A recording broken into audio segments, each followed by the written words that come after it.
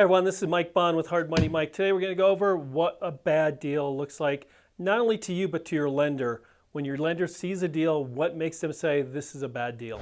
So in the videos prior to this, we went over what a good deal looks like and even why lenders only lend to 70 to 75%, going through what your profits should look like, what the lenders will look at as far as a good deal. Today we want to go over what a bad deal looks like, not only to the lender, but if it's a bad deal for the lender, it's a bad deal for you. As a lender, our number one goal is to make sure borrowers are in good deals, because good deals make them profit, creates the wealth, creates the income, gets our money back, we make our interest, and we get on to the next deal. When it's a bad deal, all that means is typically headaches for you, headaches for the lender, and that's why you're going to find lenders turning down more deals that they consider a bad deal. And these are also deals that you should stay away from, or maybe try to renegotiate, look at before you talk to your lender. So what's number one that comes up when lenders look at a deal and they know it's a bad deal? The first thing is the margins are tight. We talked about this in the first video. You need at least 15% in there for a profit margin. And that's typically when you're going to see something between 70 and 75% ARV all in. So if something comes back and we're all in at an ARV of 80 or 85%, that's too tight. And believe me, we see them. We find people trying to find a reason to get in a deal because they just want to do a deal. They just want to get moving. And it is better, it's been proven, it's better to do one or two really good deals a year than 3 or 4 bad deals. And it typically, most people don't understand that until they're through the first year and doing those 4 deals. And now they're in the hole even farther. Tight deals, meaning deals that are above 75% ARV all in, are getting into that bad deal. Anything above or at 80% is definitely a bad deal. The only time that that deal may, above 80%, may look like a good deal if it is a transactional deal or a wholesale deal where there's already a buyer set up and ready to go. So there's little to no risk there. But a traditional fix and flip that's above 75%, it is tight and it's a bad deal. And lenders really don't care even if they're only going to lend 70% and you're going to put in the other 10 or 15%. They still want to see you make money, because if you're not making money, you're not going to keep doing deals, and this deal may just become a headache for them and you. Here's number 2 on my list of what makes a bad deal when someone comes to me. They do not understand or know their numbers. They haven't done the research on the ARV, the scope of work, and the purchase price. They don't really know what they're doing. They're relying on like the wholesaler for their ARV. They're not doing their own work, their own research to find out if that ARV is correct.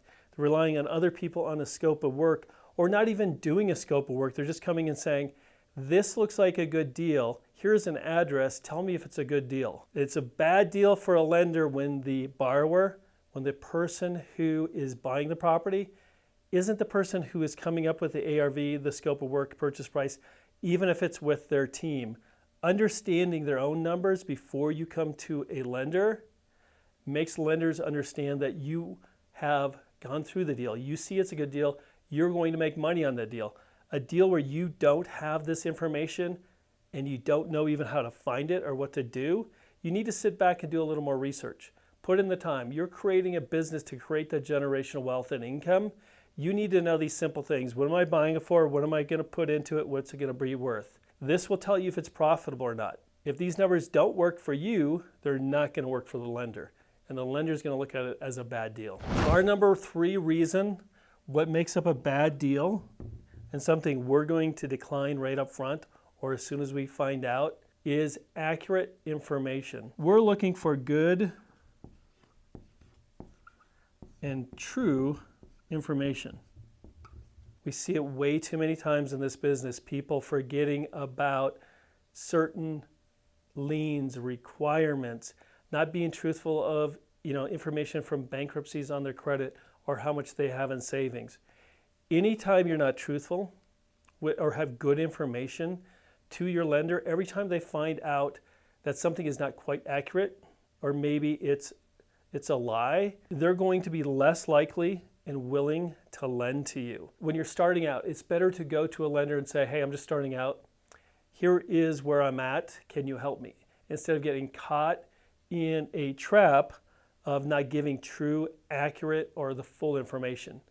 Because once a lender finds out that you are withholding information, they're going to be less likely to lend to you, or if they do, it's going to be at a lot lower LTV. I've done hundreds of millions of dollars in loans, and this is typically what would stop us from doing a deal. It does not matter if someone's new. It does not matter, if someone doesn't have the credit or some of the income. As long as we can find good deals, be honest and go through this, because there's no reason to lie, especially on these numbers, because if you lie and you push the value or you underestimate the scope of work, that just means at the end you're not going to make money. We would rather have people who are working, who are honest, who know their numbers, and making sure that there's profit in those deals, because we want you to be successful. Most lenders want the borrowers to be successful. They want to lend the money, get their interest back, and see these borrowers, these investors keep growing, doing 2, 4, 5, 18 deals a year. Yeah, we've had people who've done 18 to 20 deals in a year just through us. It is a benefit for both of us to keep the profits going, not lie on any of the information, and just have good numbers. Just have good numbers that you know you're going to make money. These things are going to make a bad deal if you do any of these things, and it's going to make it less likely that you're going to get money. In this environment where everything's getting tighter and tighter, banks have almost stopped lending. I think it was 46% more declines from banks this year than the previous year. Credit scores and what you need for lending has increased. It used to be 620, now it's 680 in a lot of places. So it's getting tighter, it's getting harder. So do these things, make sure you get good deals, make sure you do good numbers, and make sure they're accurate, and then you'll get money. So make sure you find good deals, you have good numbers, and you're truthful with everything.